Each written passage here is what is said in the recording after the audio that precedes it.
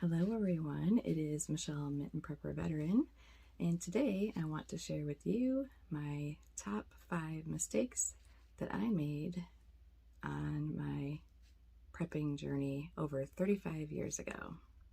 So, if you're ready to hear my top 5 mistakes that I made, go ahead and hit the like button, and if you haven't already, go ahead and subscribe and hit that notification bell for when I post new content to YouTube.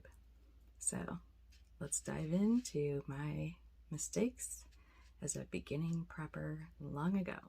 A little background about myself is that I am now a disabled veteran. I served as a combat medic for the Army from 1988 until 1996. That was a great experience. You learn a lot of things, and of course, medical preps are something that I am very passionate about, and I am always happy to share some tips and tricks about how to make sure you have what you need on hand for various emergencies. When I began prepping, I was young and new to being on my own. I was in college. I worked 4 different jobs, I believe, while I was going to college. So I was a young, broke soldier serving at a local Air National Guard base here in Michigan. Out of necessity is the reason why I started preparing and putting things up for the future, because I had very little money and I wanted to make sure that I could survive if I needed to. I grew up learning how to do a lot of things from my grandmother, who was born in 1908 and obviously lived through the Depression times. Learning how to cook things from scratch from her, as well as canning and preserving. Also being frugal was some things that I learned at a very young age from my grandmother, and I'm very thankful that I did. The first mistake that I made in my preparedness journey was not knowing exactly what to stock up on or how much I should stock up. There was really no term quote-unquote prepper back then, so I just started to gather things that I thought I should.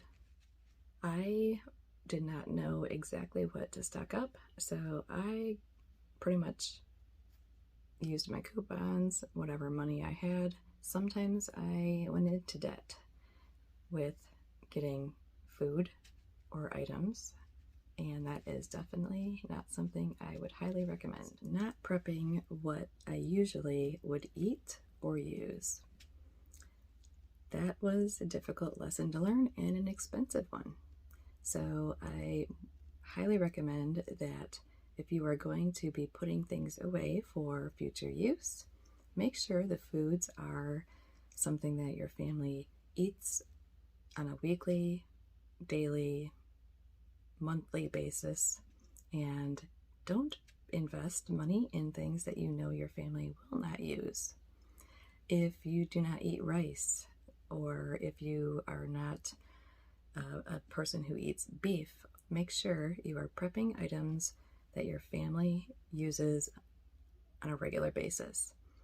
For myself personally, there are foods that I know I don't care for, so I do not stock those in my long-term storage or rotating pantry room. I also am a mom to a differently abled young adult, and she also is very particular about certain foods that she will eat or is able to eat due to various issues with textures, choking issues, things like that. So that is a whole nother situation to prepare for, but definitely make sure all the members of your family are being prepared for, including your pets, because we have some fur babies here. We have 2 dogs and 1 cat, so their food, treats, their medications. I have some that take medications on a regular basis, as well as we have emergency items for medical needs for the pets as well. Mistake that I made in my preparedness journey was that I purchased a lot of long-term storage foods. There were not many companies out that I knew of 35 plus years ago, but I did not try them in a small quantity first to make sure that it was something that I liked. I did not know how to properly store them. I lived in a lot of different types of places throughout my life. I've lived in houses, I have lived in apartments, I have lived in mobile homes, and I did not know or understand how to store them properly for long term. Some of the places I lived in were not easy to find cool, dark spaces to keep these long-term storage foods in. So let's just say that, again, another costly mistake and hard lesson learned was that I had a lot of long-term storage food that was not long-term, and money that I lost out on. Mistake of my early years on my preparedness journey was that I bought too many items, making a list and keeping inventory of what I already had on hand, and I did not understand or know how to properly rotate.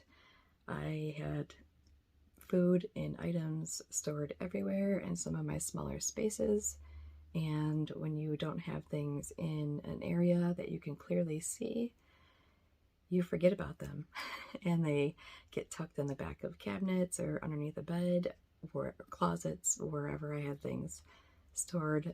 That was another hard lesson, that I would just go ahead and buy more of items and not rotate them out, losing more money on items that were well past the best buy dates, but not properly rotating my food storage. That was another costly mistake in my younger years. Make sure that you are properly rotating all the things that you're storing up, whether it's in your pantry, in your freezers, your refrigerators, or especially when it's over-the-counter medications and medical preps. Using credit or debt to get long-term storage food, or sometimes even just food for the month. I did not do well in my younger years budgeting, and sometimes I would have no money left from a paycheck, or I would have $5, $10 extra. So that is how I learned the harder way, is to not use debt for your preps. Make sure that you are setting aside some savings and slow but steady add a few extra items.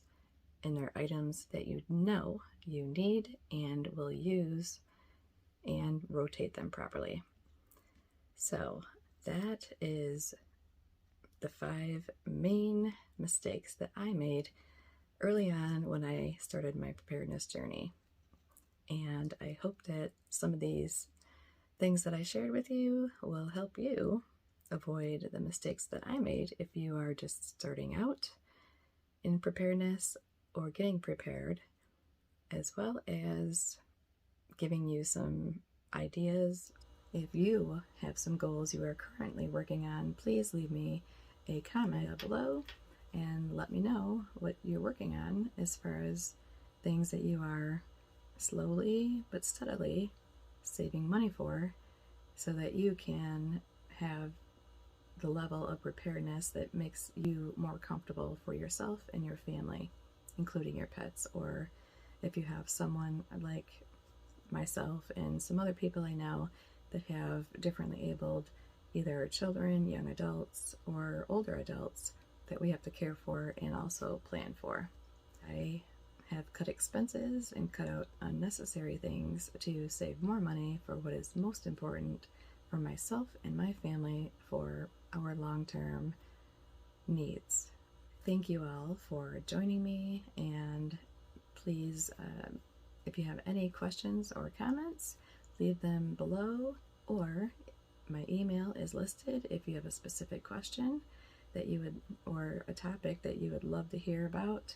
I'd be more than happy to do what I can to share my experiences with you. So I love you all. God bless. Take care. Stay safe. Keep prepping. And I'll see you again soon in another video. Take care.